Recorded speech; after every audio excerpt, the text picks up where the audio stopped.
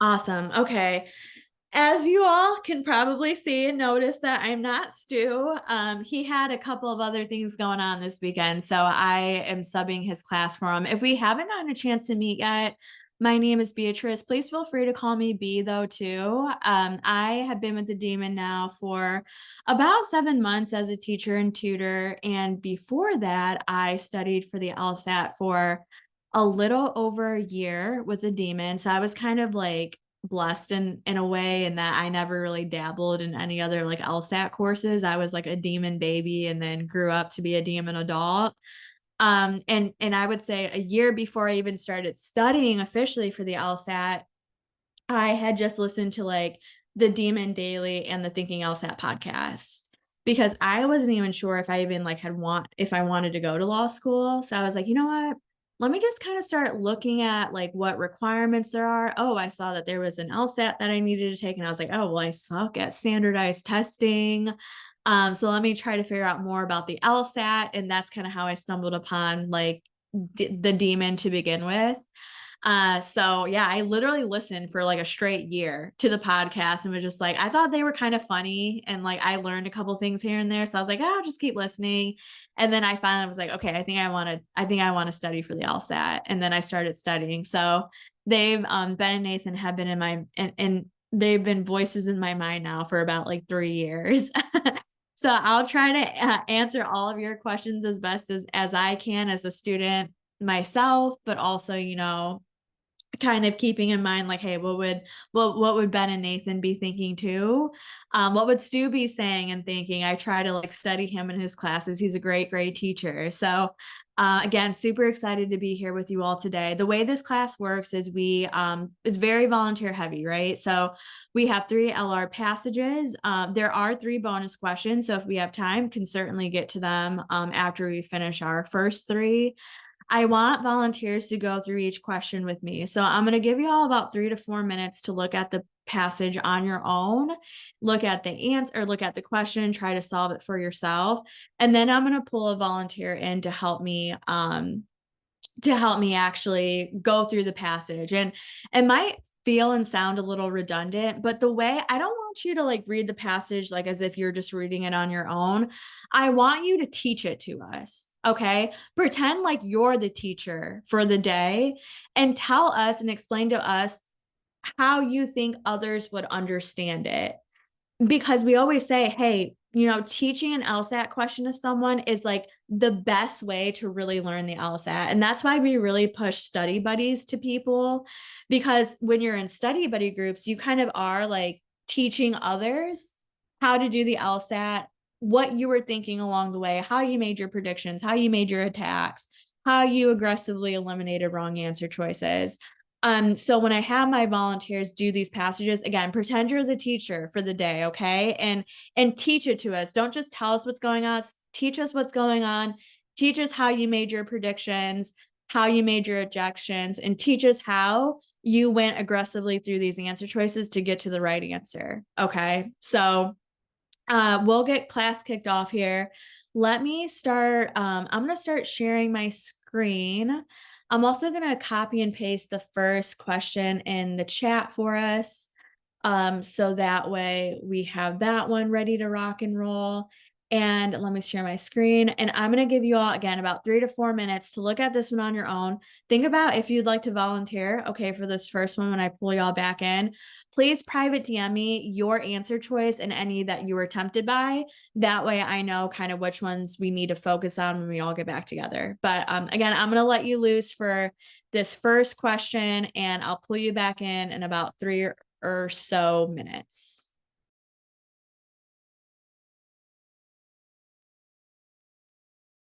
All right, y'all. I am going to pull you back in here. I started to get in a bunch of different predictions for this one, so thank you so much for that.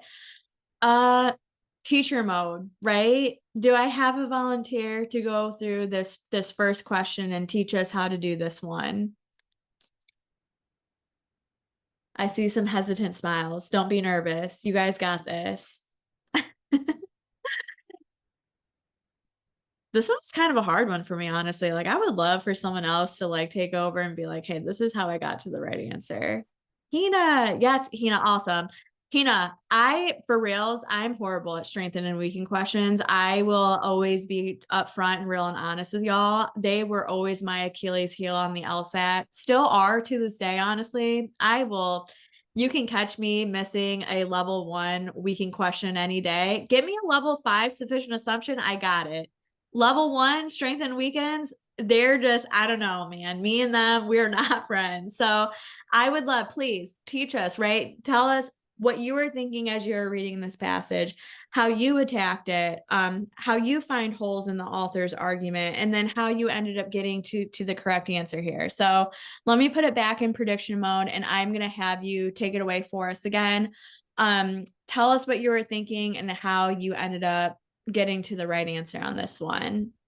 Should I reread it or can I assume Yeah, that please. Could everyone's you please read it for us? Yeah, read it and yeah, tell us your thoughts along the way, okay? okay? So usually when I do LRs, I write it out all on paper, which is probably super stupid, but I write out the premises Oh, and the conclusions. So as I'm writing it out, I identify where I think the premises and the conclusions are.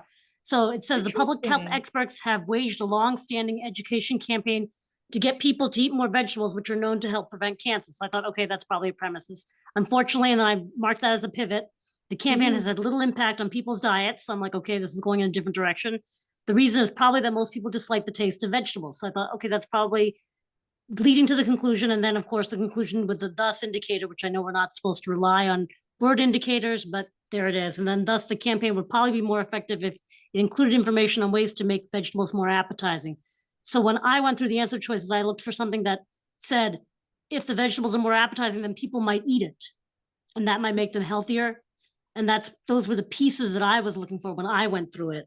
And Yeah. I think I got E as being the only correct answer, but I didn't write down the correct answers because I'm doing it in the daemon. So I was like, it's keeping track of the answers for Yeah. me. So Is there when you say you write all of it down, how much does that take you quite a while? I'm like seeing that I text. mean, It's like a my lot. penmanship is pretty poor, as you can see too. So it's not like it's coherent, and it's not like I can go back to it and really look at it. It's just to write it out so that I have it written down. But yeah, it's time consuming, but it helps me think it out. Yeah. Yeah, yeah, It's yeah. No, for sure. I like the process. I like the reason why you're doing it. Um, have you ever thought that like maybe you could do this without writing it out? Like if you were to kind of just pause at the end of each sentence, look up and just think about like what you've read so far. Have you I tried doing it that way? that's what I started doing, and I wasn't doing that well doing it that way. So then I saw one of many LSAT videos, on YouTube where they were like, try to write it out first and see if that doesn't help you process the information better. So now you should see my reading comprehension ones. It's like Mm. pages of just Oh my me gosh. rewriting the whole thing. My time on the demon. I did one reading comprehension passage. It took me like 14 minutes. I was like, geez. Okay. Okay. So yeah, Interesting. it's not going to work in the Mhm. test environment, but it helps me get to the right answer sometimes. I went 5 for 6 Yeah. on that passage too. So I was like, I only missed the Okay. last one because I went too fast. Okay. Okay. So Okay. Yeah, like I said, I mean, I definitely understand why you're doing it. I mean, it's I not a would good try idea. to not, yeah, like I would try to not get too used to doing that, right? Because it's like when you're taking your PTs, it's probably like or I don't know if you like are able to have the time to do all that and do all the questions that you get to, of course, but I will say I think that there are ways to do what you're doing, but to just slow down a little bit more. Like even in reading the passage, you kind of went through it really quickly, which is like totally fine. Maybe that's just your reading speed, but we always tell people, hey, your reading speed is like 2 times more than what your comprehension speed is. Yeah, So that's why we really force people to like slow down a bit and think about, hey, what is each sentence really telling me? Like, what is it breaking down to? What are maybe some of the inferences that the author is making here, and then calmly and confidently going into that next sentence versus like reading it fast and then starting to write all this stuff down, yeah, grappling with it like in your own mind versus having to like, yeah, go back and having to like write it all down because maybe you didn't like understand it the first time around because maybe you read it too fast. yeah, Yeah, so kind of keep that in mind, okay? yeah. No, I know you're right, and I'm just trying to make sure I understand it. Yeah, for sure. I love that. Well, I love that. I love that you want to make sure that you understand and right because accuracy is the best thing at the end of the day is actually understanding what your author was saying and making your inferences and then making your strong predictions. So you think here, Hina, that where do you think the conclusion was, or what do you think the author is trying to argue? I said that was the last sentence. I said that he was saying that, or he or she was saying that it was if you make the vegetables appetizing, then people will eat it, and then the campaign would have been successful because people would have eaten the vegetables. Yeah, because he thinks that they think that they're what? That they're not appetizing, Yeah, that they're not appetizing. They don't taste and that good. and that's why they're not eating it. Which I'm like, there are a million reasons why you're not going to eat the vegetables. They're too expensive. Yeah, I love that, right? Like bring it to today's time. Like Yeah, vegetables are freaking expensive. Always have been, probably always will be. yeah, yeah, Um, maybe the campaign was just horrible, right? Like what if the marketing in it was just like yeah, egregious? Um, yeah. maybe it didn't really reach a lot of people, right? Like maybe they need to work on like their reach. So yeah, Hina, exactly. There could be a million reasons why people are not eating these vegetables that have nothing to do with the taste. So this question, it's asking us, okay, which one of the following, if true, strengthens the argument? So now we're looking for an answer choice that actually strengthens this author's argument that, hey, the reason why people aren't eating these vegetables is because they're unappetizing. And then he goes on to further argue, hey, so therefore, like you should fix your campaign to make them look better to eat. Right. So what before even jumping into these answer choices, what was your prediction on this one, or did you make a prediction? Yeah, I thought that it would have to say something about the vegetables being more appetizing. Wouldn't necessarily. I mean, no, they would necessarily encourage people to eat them. Okay, But so yeah, so maybe if the campaigns or if the food did look more appetizing, then then people would eat it. people would for sure eat them. Right. So it's almost like you made a conditional, like, hey, if we do this thing, like if we can make them look more appetizing, then people will for sure eat them. Right. It almost makes like, yeah, making them look more appetizing sufficient, right? Like if we can do that, they will for sure eat more. Right. So yeah, okay, I like that. And I will say too, with strengthen and weaken, I think sometimes what can make them like a little bit more annoying is that the correct answer could end up being anything, right? Like, yeah, we Yeah. can make our predictions, but like, what if your prediction isn't the correct answer choices? Don't freak out, right? Like, it's okay. That's why we say make these predictions flexible. That way, when you go into the answer choices, you can allow yourself to like another answer choice. Like, it's totally okay. But if you do find your prediction is probably going to end up being the correct answer. But yeah, because there could be a million different things that strengthen or weaken. Just be mindful that, hey, going in, my answer choice, it may not be in here, but I'm going to stay open-minded to all of these other ones.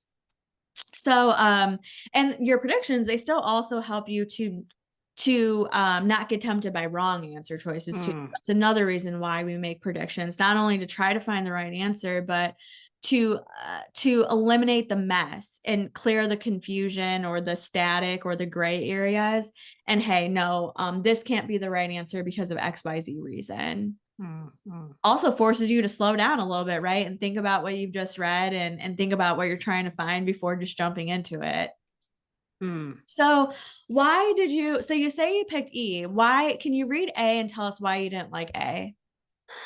The campaign to get people to eat more vegetables has had little impact on the diets of most people who love the taste of vegetables. I thought we didn't care about the people who love the taste of vegetables. So I threw that Mm. one out. Yeah, yeah, yeah. I like that. I like that you're saying, hey, with A, it's focused on people who like vegetables or love the taste of vegetables, but we want to strengthen the idea about people who don't like the taste of vegetables. Yeah, Right. so these will vary.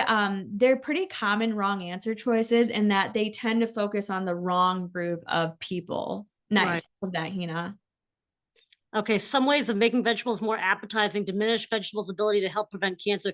We didn't really talk about the degree of effectivity of the vegetables affecting the cancer. So I was like, I don't think that's applicable. So I threw that one out too. Love it. Yeah, it's like, okay, I don't care. All I care about is, hey, if we make them look more better, if we make them look better, will people eat more of Yeah. them? All right. All right. People who find a few vegetables appetizing typically do not eat substantially more vegetables than people who dislike the taste of vegetables. And I felt like the first group we weren't really talking about. So I'm like, I don't know if this is applies. So I might have left this as a maybe, but then once I got to E, I was like, that's definitely the right one. So Okay, and what did you or what kind of made you pause about C again, Hina? it's actually Hannah, but Oh, Hannah, I no, apologize. it's totally fine. I didn't say anything. Actually, I was in a book club for 4 years, and this woman mispronounced my name for all 4 years, and I just never said anything because I was like, you know what? Fine, whatever, it's fine. Oh, no, no, you should, yeah, please correct people because we do want to know how to say your I name. don't know if they do or not, but anyway, what I said is the first one said people who find vegetables appetizing typically don't eat that group. I felt like we didn't care about them again. So I was like, that's why I threw Yeah. that one out. I was like, I don't know who those people are. I don't care about those people. I mean, maybe I am those people, but doesn't matter. Yeah, right. It's like, yeah, the people who do like some of them, it's like it's so like wishy-washy. Yeah. Like so I can kind of see how maybe like maybe, I don't know, it could end up if all these other ones are horrible, but it's like it's still focused on people that It's not a group we're talking about. like, yeah, who do kind of like vegetables on some level. So it's like, yeah, it's a little weird. All right. People who dislike the taste of most vegetables would eat many more vegetables if they knew how to make them more appetizing. This one I was like, maybe, but then I kept going and I read E, and then I was like, so I didn't eliminate it until I got to E, and then I read E, and I was like, this is exactly what I thought the answer would be. And so that's why I didn't necessarily eliminate D, but I just moved Mm. on to E because they're right next to each other. And I was like, oh, all right, let me just keep reading. Okay. What did you like about E? Well, it says what I wanted to hear. The only way to make the campaign to get people to eat more vegetables more effective would be to ensure that anyone who at present dislikes the taste of certain vegetables learns to find those vegetables appetizing, which is exactly what we predicted. So I was like, that's exactly what I thought. So then I pressed the submit button a little nervously, but I said, no, I think this is the right one. Okay, interesting. Interesting take. Um,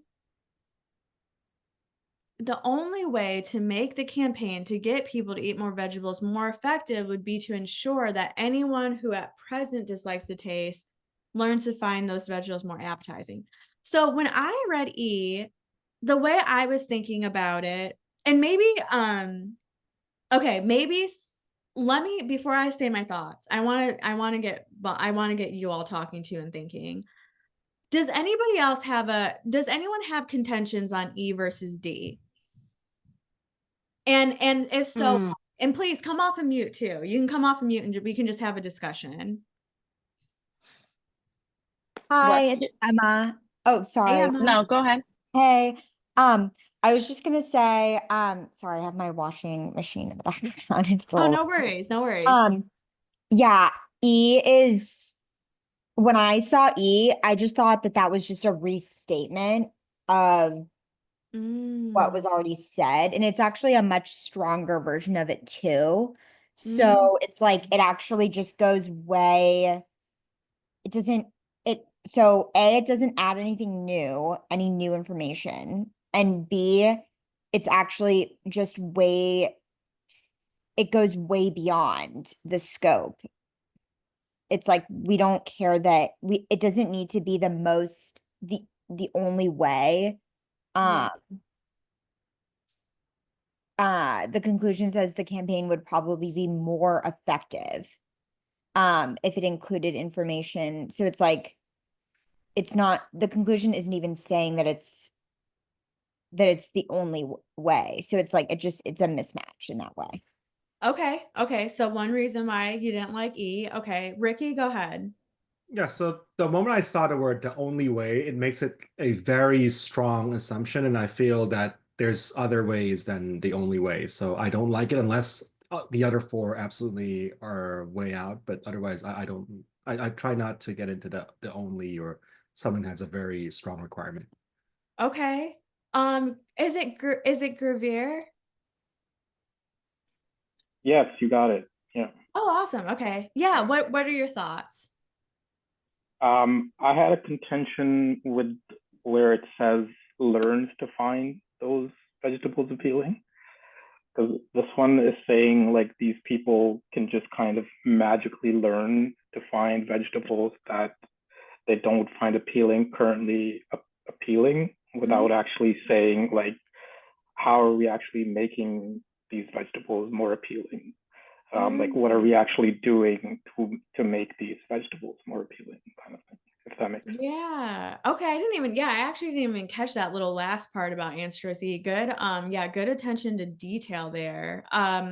Yeah, because it is kind of like, okay, well, how would we learn? And we'd almost have to be assuming that the campaign does teach them how to like learns to find those Like vegetables. if you don't like Brussels sprouts, for example, like how do you magically just learn to find them, like appetizing without being given information or like, what the conclusion is kind of saying. Yeah, and even if and again, even if we did make the campaign more effective to ensure that they find them more appealing, it's like it's almost like, hey, well, how do we know for sure, right, that they actually would end up finding them like more appealing? So I guess another reason, and yeah, all great reasons about E2. Well, actually, let me share, or sorry, let me let Elizabeth speak. Go ahead, Elizabeth. I also, like Ricky, didn't like the only way, because just because it's the only way doesn't mean, like, if that was the only way, that doesn't mean that it's going to be effective. That doesn't mean that's going to work. Yes, exactly. That And that's so when I read that, that was it. The only way, I was out. yeah, because it makes it a necessary, and I think Hannah, where we may have went astray with answer choice E, is I think you may have thought that it was sufficient, but it's actually it actually makes it necessary. So I think what maybe you were thinking was that, hey, if you make your campaign like more appetizing, or make the vegetables look more appetizing in your campaign, then people will eat more vegetables, but it actually does the opposite. It's saying, hey, in order to lure them into eating more vegetables, you would at least you would need to do this thing. You would need to make the campaign more effective. But that's, to Ricky and to Elizabeth's point, that doesn't mean that it will for sure become more effective. And remember, that's a problem, because the conclusion says that campaign would probably be more effective if it included information on ways to make vegetables more appetizing. So the conclusion that the author has is pretty strong. So he's saying, hey, like, it will probably end up being that if we can make our campaign more make these vegetables look more tasty, then we'll for sure get people, or we'll probably get people to eat them. Whereas with E, it's saying, hey, you would need to do this, but even if you do it, you may still not be able to get people, or your campaign may still not be effective. So E, it flips it flips it and makes something that could have been sufficient into something that's necessary. And even if it's necessary, your projected result may still not come about. Maya, go ahead. Hey Beatrice. So I chose the right answer and I eliminated E based on what the gentleman mentioned earlier about finding the vegetables advertising. Mhm. Um, so that was my reason for eliminating it. But a few people had mentioned that they got rid of E because it was too strong. But isn't it a strength in question? So I'm confused when it comes to like the level of degree of strength. How do we like how like why would you pull back on the strength level on the strength in question? So maybe what they're meaning to say is that E makes things too restrictive. It uses strong language, and it makes it too restrictive by saying, hey, the only way you could get people to eat more veggies is by teaching them to like them or whatever. But so it's like it's too narrow, right? Because the author is saying, hey, we would probably be able to make people eat more, or the campaigns would probably be more effective, or yeah, more effective if we provided information on how to make veggies more appetizing. But with E, it's saying like, hey, it's like takes the focus and makes it too restrictive, and saying, hey, well, the only way you would be able to do that is by doing this thing. But again, the main problem with E, Maya, is that it's saying, hey, you need to do this thing, but even if you do it, we're not ensured success. Whereas with the author, he's saying, hey, we will probably be successful if we do this thing. But he is saying, hey, if you need to do this thing in order to even scratch the surface of being successful, but even then it may still not be successful. Okay, yeah, that makes sense. Thank you. Yeah, Emma, go ahead. Yeah, it kind of just clicked for me that I did get this right, but it just kind of clicked for me why E is really wrong is because it's like, yeah, the conclusion that we're being asked to prove is that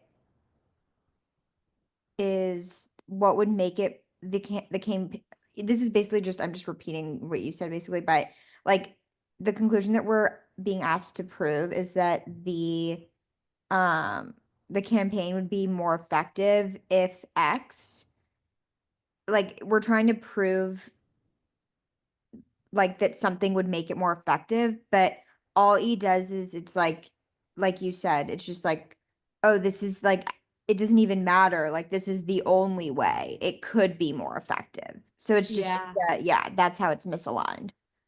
Exactly. Yep, exactly. So yeah, it's a tricky little bug because it makes you think like, oh yeah, this is what I'm looking for, right? Like I'm looking for an answer choice that tells me that um making the campaign will make you more effective, or making the campaign more appetizing, or giving the info will make it more effective.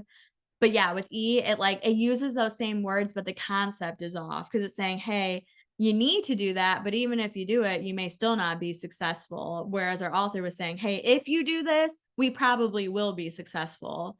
So E and the author are sort of misaligned here. So Yeah. now, yeah, Also, yeah, that's such a, I was just gonna say, I'm like really impressed by Gravere, I think, who said this about the learning part. Cause yeah, I also totally missed that. And even if it weren't wrong for the reasons we just talked about, just that alone also could make it wrong because like, what does that mean? Does that mean someone's gonna learn to eat one more vegetable every like 6 months? Like, that's probably not gonna make a difference. Like, what is that? That doesn't, yeah. It's like just yeah. I can learn to read more. Does that mean that I'm gonna actually read more? I don't know.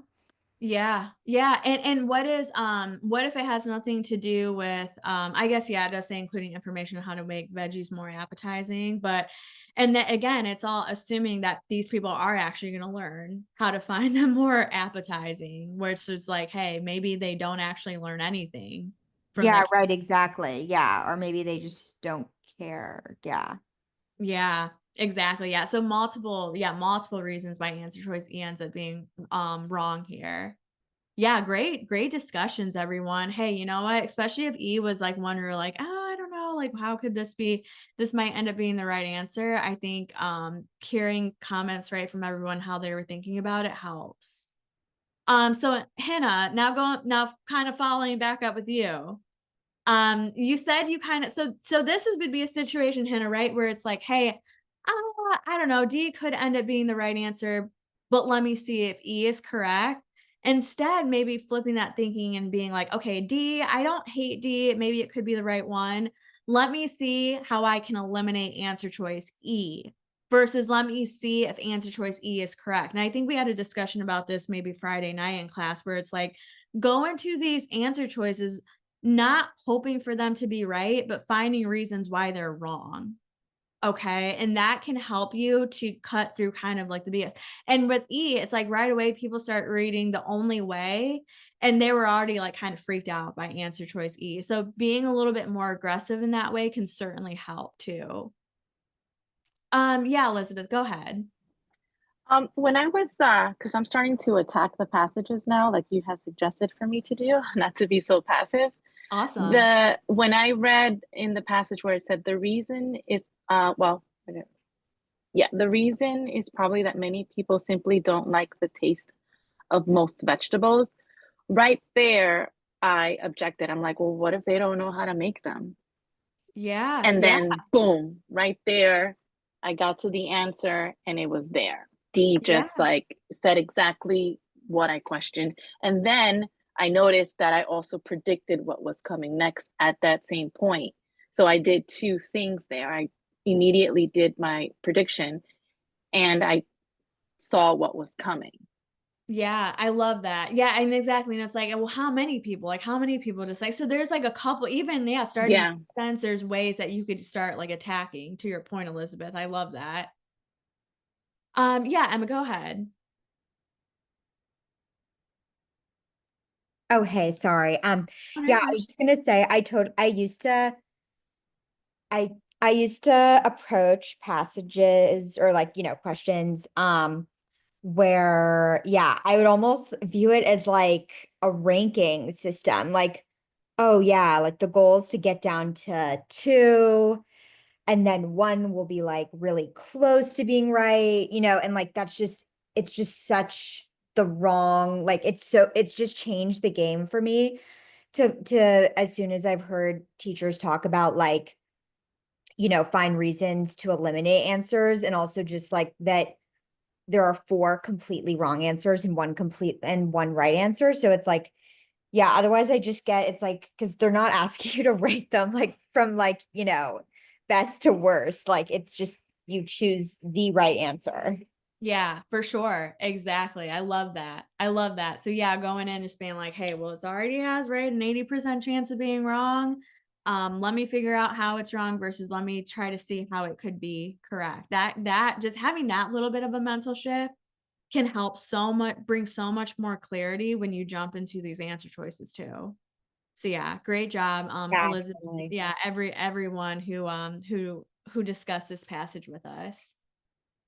Nice, awesome. So yeah, answer choice D ends up being correct here. People who dislike the taste of most veggies would eat many more veggies if they knew how to make them more appetizing. So this is chef's kiss, right? Because it makes it a sufficient saying, hey, if you can make them look more appetizing, people will for sure eat them, especially those people who tend to dislike the taste of them.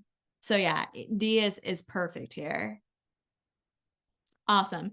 Any questions on this one before we move to mathematical proofs? Sweet. Okay. I'm going to give y'all a couple minutes on this one. Again, private DM me when you're completed. Let me know what answer choice you chose and any that you're tempted by. And then we will get a volunteer for this question. Good luck, everyone.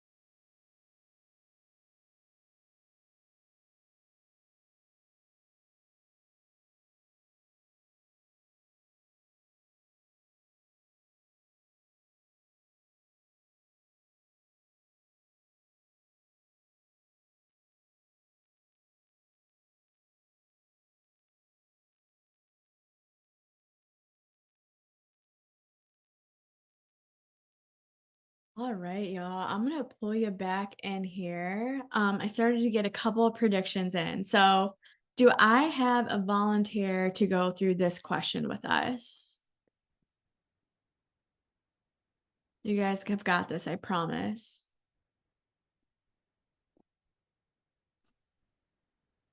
Yeah, I can volunteer. Ricky, awesome. Okay, Ricky. You know the drill, right? We've had each other in class before. So teach this one to us. Let us know what you were kind of thinking along the way as you read these sentences.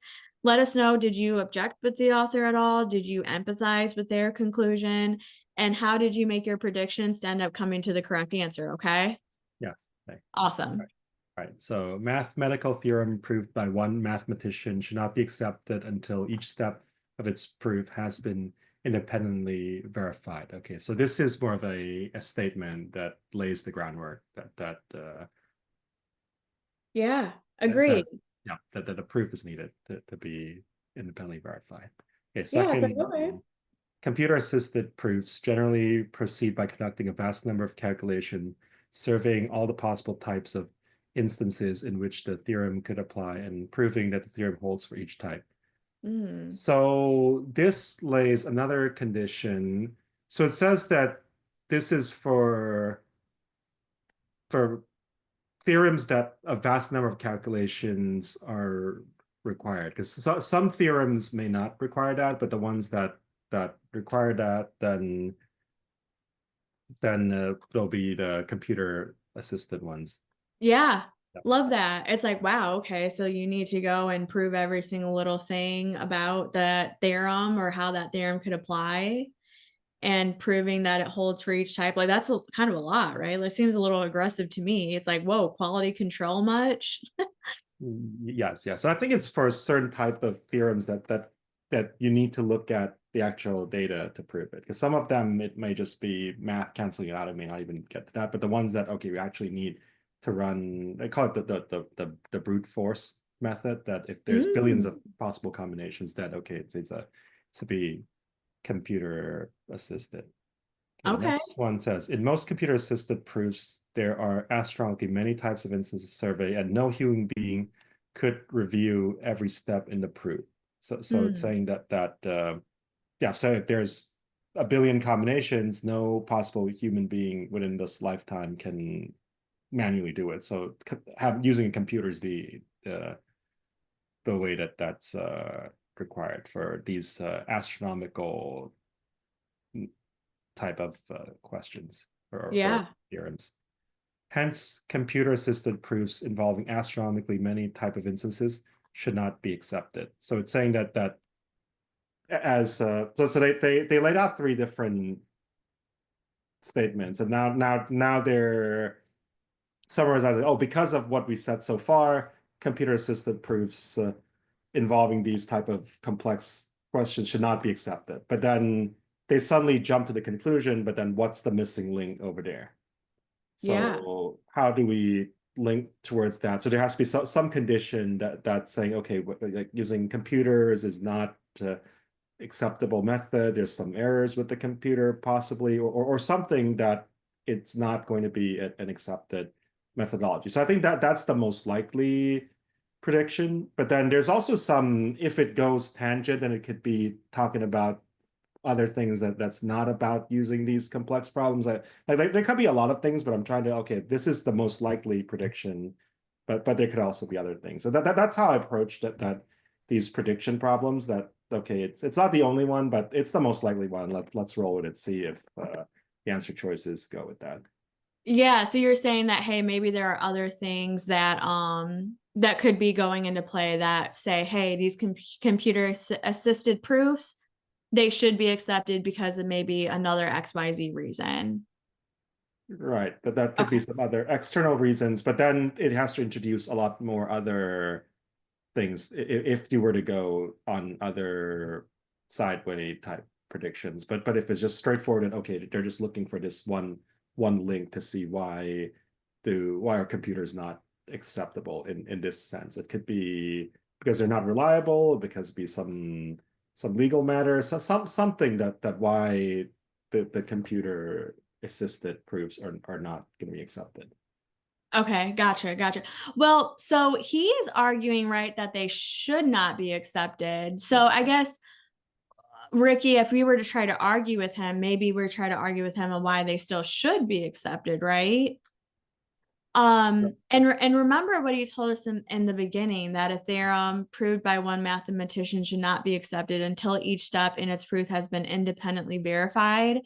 And we knew that that was like a premise, right, to begin with. So that's just something that we must like accept as true.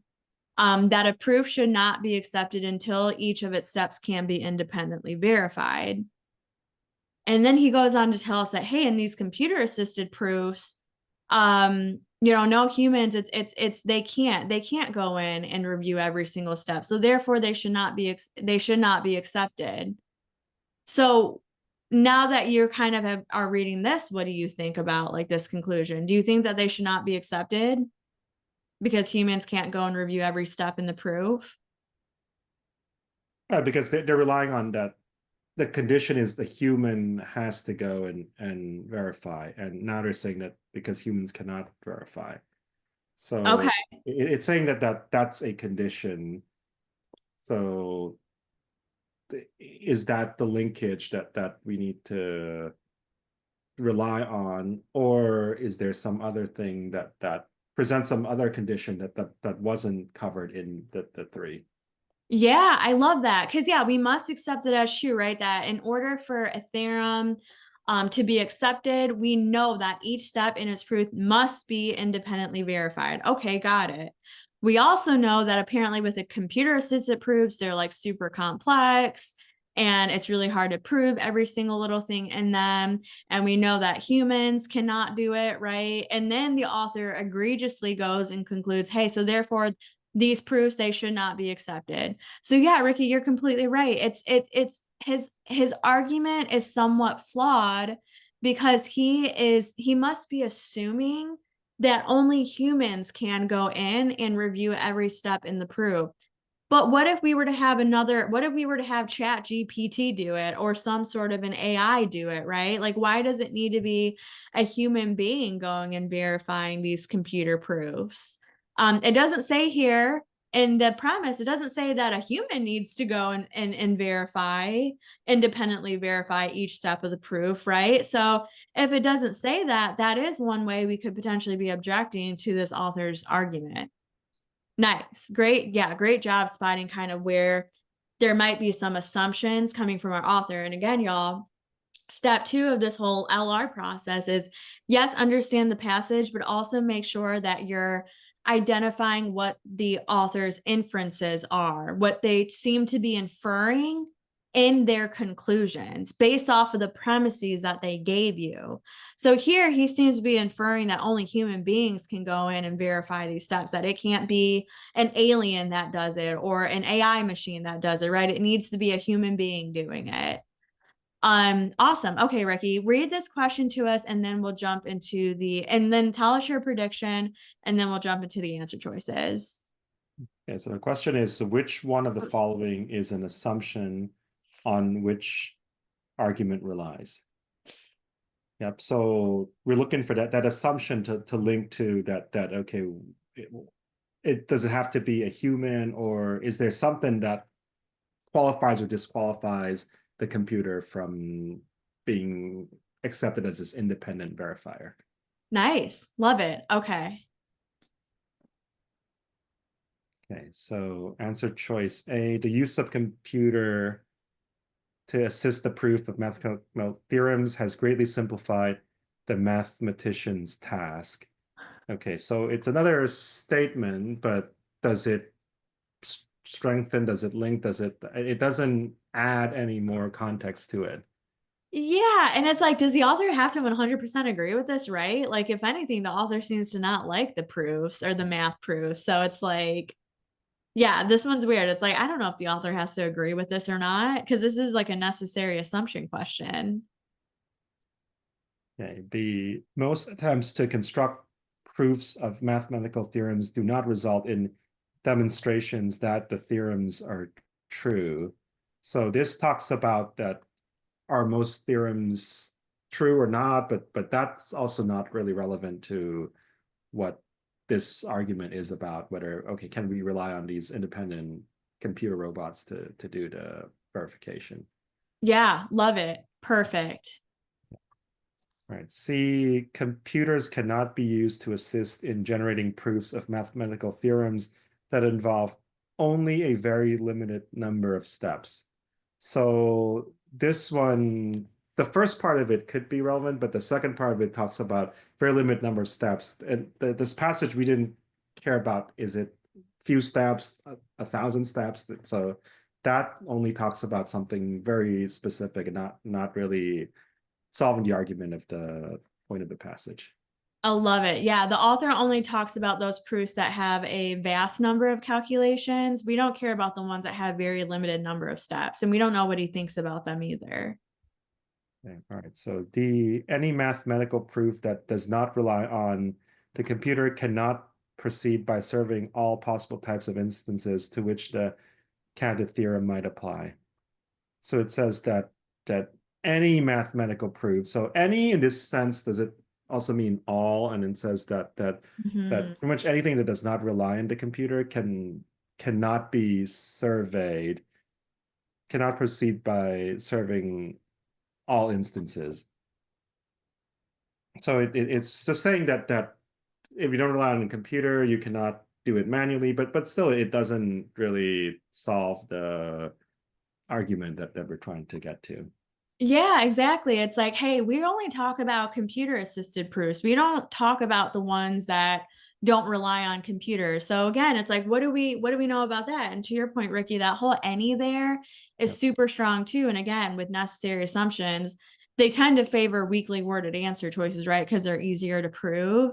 So D, not only is it very strong, but the context of it is totally off too, because we don't know anything about proofs that don't rely on computers.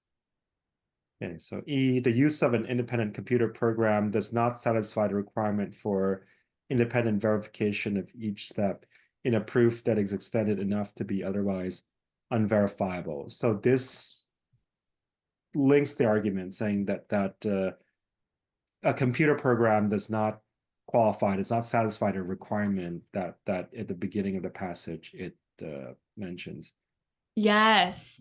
I love that. Yeah. So essentially it's kind of what it's doing what we were kind of predicting, right? Where it's like, hey, it couldn't be a team of cats. It couldn't be a spaceship full of aliens. It can't be AI going in and proving these proofs or ensuring that they're all correct. So this is saying, hey, the use of an independent computer program, aka an AI, does not satisfy the requirement for independent verifications. And it's like, yeah, the author must agree with that, right? Because he's talking about humans and humans only. And because humans can't do it, it should not be accepted. So he's not allowing for any other type of thing or person or whatever or living being to go in and verify these proofs. It can only be human. So of course he has to, right? Like agree with what answer choice E is saying. Yes, and it's also us living at that level. It didn't go deeper into like, okay, why is it not acceptable? But we don't really need that at this to satisfy. Yeah. We just need, okay, this one is not satisfying, and then yep, that's adequate for what we need here. Awesome. Yeah, I love it. Yeah, this one was an interesting one, right? It's bringing up like math theorems and computer assistant proofs, and it made me think of geometry, and it made me shiver a little bit. But we got there, right? It's not really, it doesn't really care for us to know what all these things mean. It just wants us to go and spot the assumption or the inference of the author, which is the whole no human situation. Yeah, awesome. Any questions on this one, y'all? Great job, Ricky, too. Okay. Emma, go ahead.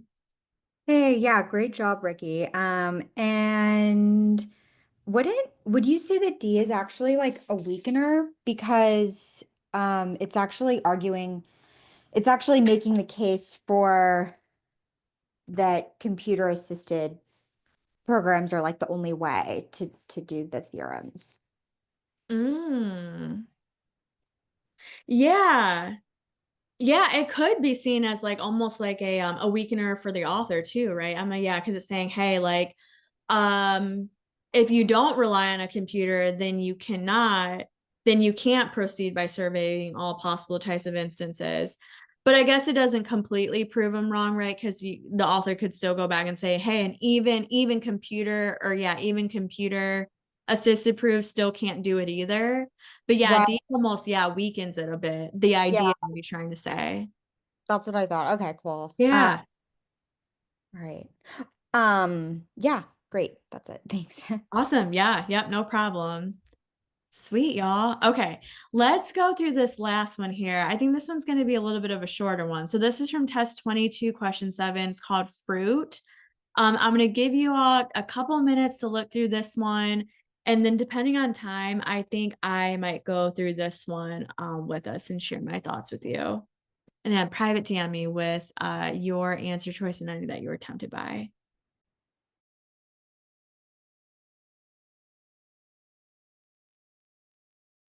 All right, y'all. I'm gonna start this one off for us. And of course, please ask questions along the way, okay? I know someone had posted in the chat that conditional logic tends to freak them out a little bit. Please don't let it freak you out. I promise it's not that bad, especially if you try to understand these passages like intuitively, right? And like fight with the author in just commonsensical ways. So let's see what this one says. It says, any fruit that is infected is also rotten. Okay, that's a rule, right? That's something we must accept as true, that if a fruit is infected, it's rotten. Got it. Okay. Could a fruit be rotten for any other reason? Yes, of course. All we know that if it is infected, it is for sure rotten. So infected is our sufficient condition there. If we know it's infected, if we know the fruit is infected, we for sure know it's rotten, but it could also be rotten in a million other different ways too, or for a million other different reasons. But got it. Infected equals rotten. No fruit that was inspected is infected. Now, hard pause, right? And force yourself to think about this. Well, does that necessarily mean that it's not rotten? No, not necessarily, right? Because remember, we said there are a million ways that a fruit can be rotten that has nothing to do with being infected or not infected. So just because the fruit was infected or inspected and it's not infected doesn't necessarily mean that it's not rotten. It could still be rotten. Therefore, okay, so now we're getting a conclusion here, right? Therefore, any fruit that was inspected is safe to eat. Now, this is interesting because it didn't necessarily do what I thought it was going to do, right? Like I thought it was going to say, therefore, any fruit that was inspected is not rotten. I thought it was going to kind of do like that flip, and it was going to be incorrect in that way. But the author ends up doing something else instead and says, hey, so any of this fruit that was inspected, we know that it's not infected, therefore it's safe to eat. Oof, okay, well now it's kind of adding in a whole other third condition here, right? Because if we can't assume, right, we can't assume that rotten and safe to eat mean the same things, because the author need to explicitly say that. And he did not say that, we cannot assume it. We're not going to assume anything or help the author's argument in any sort of way. So now we have three different ideas: being infected, being rotten, and being safe to eat. Okay. The author seems to be inferring here or assuming here that rotten and safe to eat are synonymous with one another, right? Like if you're not rotten, then you are safe to eat, or if you're rotten, you're not safe to eat. But author doesn't make that connection, so we are for sure not going to make that connection for them. What we're going to do is we're going to spot that gap and fight with it.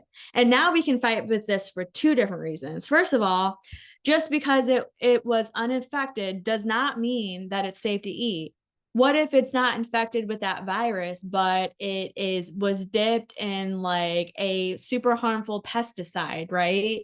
And therefore it's toxic to humans, and that's why it's not safe to eat.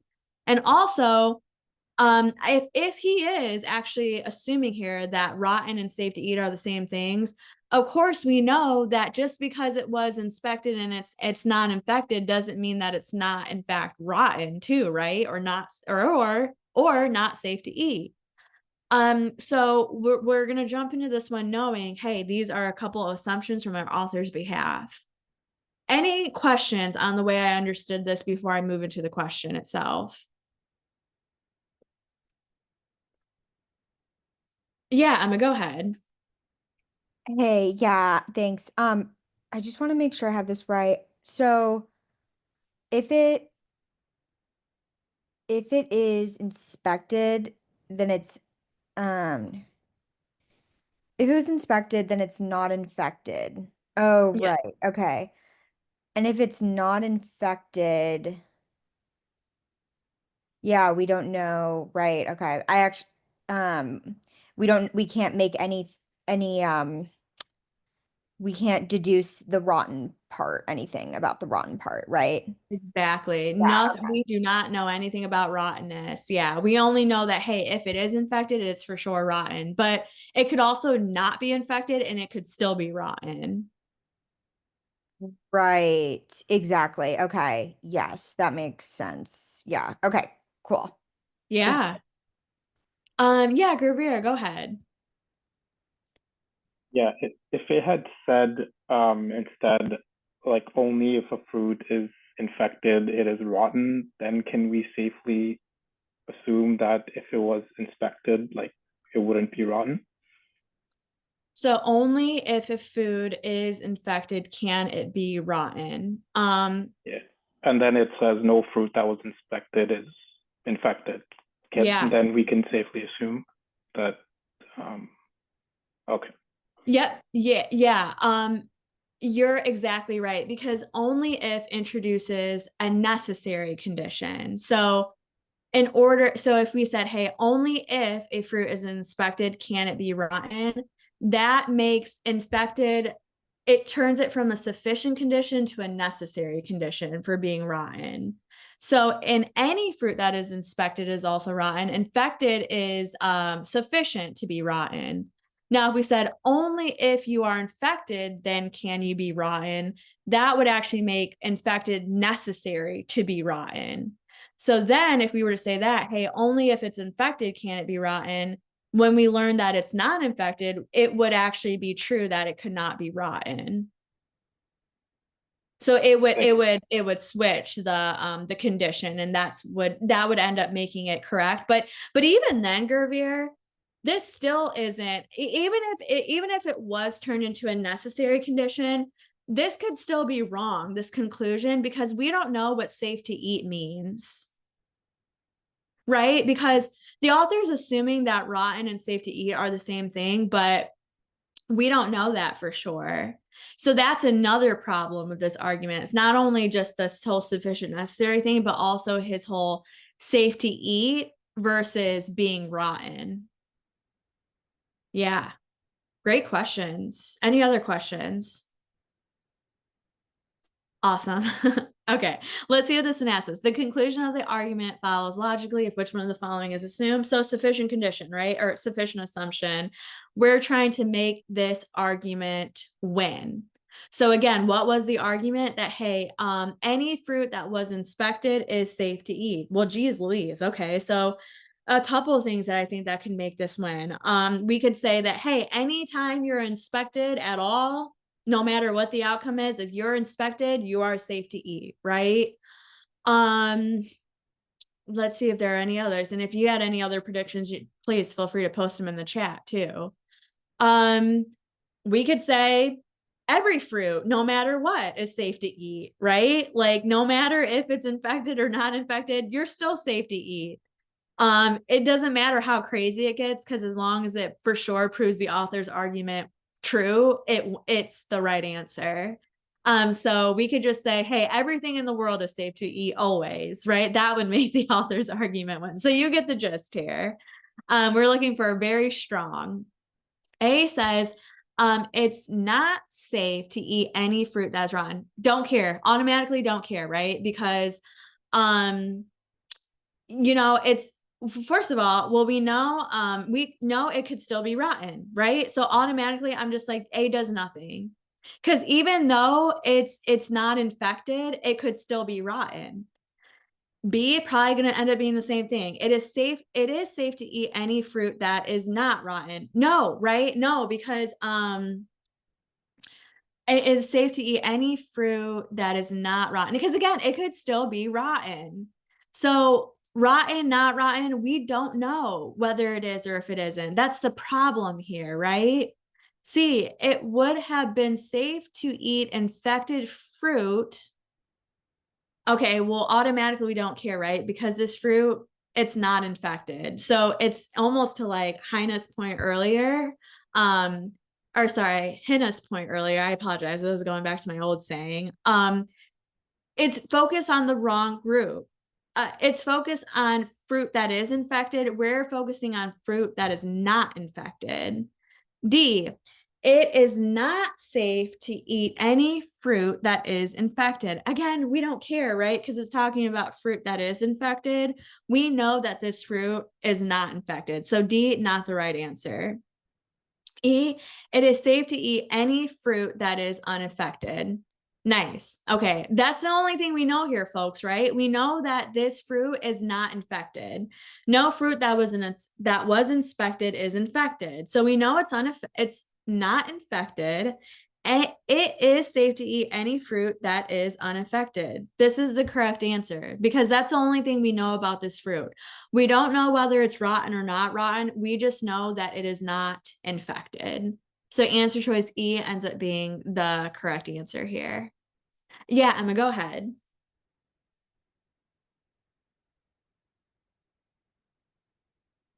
Oh, I think she's still on mute. Oh, yes, I was on mute. Okay, you're fine. Yeah. So okay. I did choose E luckily, but it was a tough one. Is C wrong because it's actually like not even it doesn't even take into account the premise because it's not like given what was said, it's actually not possible for a fruit to be infected if it was inspected. It would have been safe to eat infected fruit if it had been inspected. The problem that Oh I don't wait, like if it had been inspected. Oh, but that doesn't make any sense because if it is inspected, then it's automatically not infected. Well, okay, so I think the problem here, Emma, is that you may have taken this as like a conditional rule, but this isn't a conditional rule. It's actually just like what happened in real life or what happened in the Oh, middle of okay. this comment or in this passage. So it just told us, hey, all the fruit that we inspected, it was not infected. It's not saying, hey, if you are inspected, then you are not infected. That's not what it was saying. Hmm. So it's saying, hey, all this fruit that we inspected, it wasn't affected, or it wasn't infected, right? Oh, like just in this batch, basically. Yes, exactly. Oh, I see. Okay, got it. Yeah, I took it. Okay, that's really helpful. Okay, yeah. That didn't occur to me. Okay, awesome. Thank you. Yeah, no problem. I swear, it's like these shorter ones that tend to be the hardest. It's like, these longer ones, I mean, they can be, but it's like usually it's when I see these short ones, I'm like, buckle in, right? Because it's gonna try to trip me up. So that always happens where I'm like, oh yeah, like this is straight. I feel like it's almost like the metaverse where it's like, or like another universe where it's like all these like mini solar systems of thought within it that you like and layers that you just don't even see. And then you're like, oh my gosh, wow, or something. Yeah, it's I crazy. love that. That is hilarious. That actually reminds me, this is probably a tangent, but like there was these mini little like series on like Groot from like the Marvel show or Marvel movie. And in one of his little like mini series on like Disney Plus, he like lifts open this like really teeny little rock and it's like this small teeny little rock, but when he opens it, it's like has a whole army of like millions of like little like microorganisms that like are all Yeah. yeah, like are all living in their own crazy little like world. Yeah. Kind of what And these like remind me of. that's really funny. And also like the Russian dolls, I feel like too. Yes, yeah, another great, yeah, analogy. I love that. Any other questions on this one, y'all? Awesome. Okay. What I'm going to do is let's submit and then I'm going to cut the recording here, but I'll stay after class in case anybody does have any follow-up questions on anything that we discussed today. But yeah, if you have to hop, thanks so much for being here with me. Great discussion. Always feel free to email me to beatrice.garcia@lsatdemon.com if you can ever think of any questions that you'd like to ask. And I do hope that you guys have a good rest of your weekend. Thanks all.